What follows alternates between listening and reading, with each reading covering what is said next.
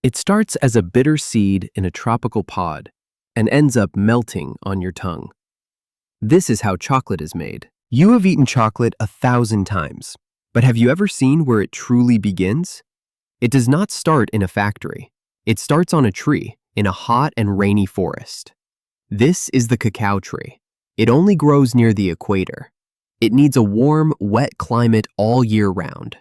You find it in West Africa, South America, and Southeast Asia. And here is the first strange thing.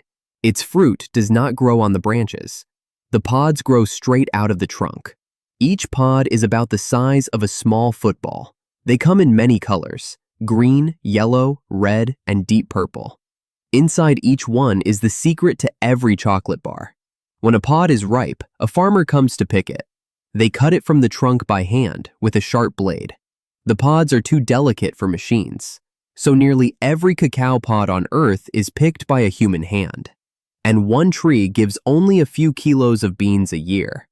The farmer gathers the pods into baskets. Then they split each pod open with a careful strike. Inside, the pod is full of soft white pulp. Buried in that pulp are the cacao beans.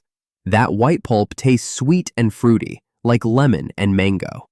But the beans themselves taste nothing like chocolate yet. Raw, they are bitter and sharp.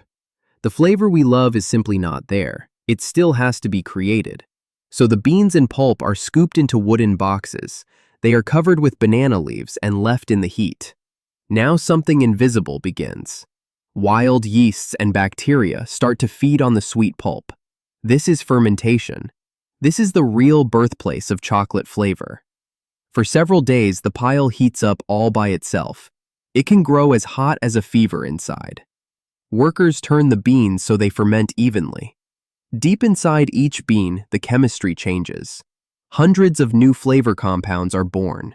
Without this step, chocolate would only taste bitter. After fermentation, the beans are wet, so they are spread out in a thin layer under the sun. Farmers rake them gently, day after day. The beans slowly lose their moisture. This can take 1 to 2 weeks. When they are dry, they are packed into large sacks. These sacks then travel across the world. They reach a chocolate maker, often far from the farm. And here, the second half of the journey begins. First, the maker pours out the beans and checks them. Broken or bad beans are picked out and removed. The good beans are then roasted in a hot oven. The maker chooses the heat carefully to shape the taste. Roasting deepens the color and the aroma. Now, for the first time, the room finally smells like chocolate. The heat also makes the thin outer shell turn brittle. Next, the roasted beans are cracked into small pieces. This loosens the shell from the inside. A stream of air blows the light shells away. What stays behind are the cacao nibs. These little nibs are pure cacao. They are the true building block of chocolate. Now the nibs are ground between heavy stones, and something surprising happens. The nibs are more than half fat, called cocoa butter. The heat of grinding melts that fat, so the dry nibs turn into a thick, dark liquid. Solid beans become flowing chocolate with no water added at all. This dark liquid is called cocoa mass, but right now it still feels gritty on the tongue, so it is poured into a machine called a conch. There it is stirred and folded, around and around. Sugar is added, and often a little extra cocoa butter. For milk chocolate, milk powder goes in too. The machine grinds the particles smaller and smaller. This stirring can run for hours, sometimes even for days. Slowly, the rough texture turns silky and smooth.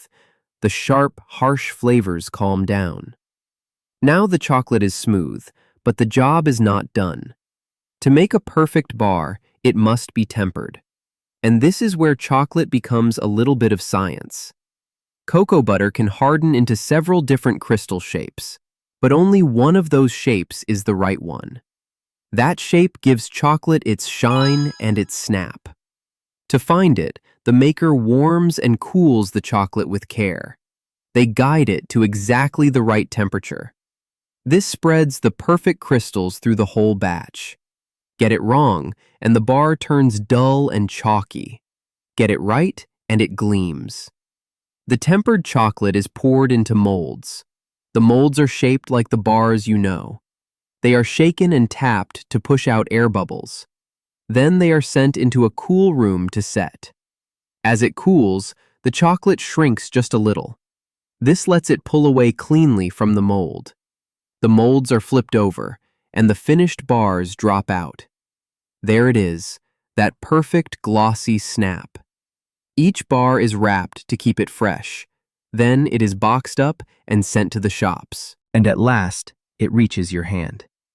One small bar holds a journey of many months, a tree, a farm, fermentation, fire, and patience.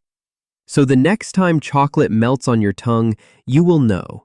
It was never just candy. It was made. That's how it's made.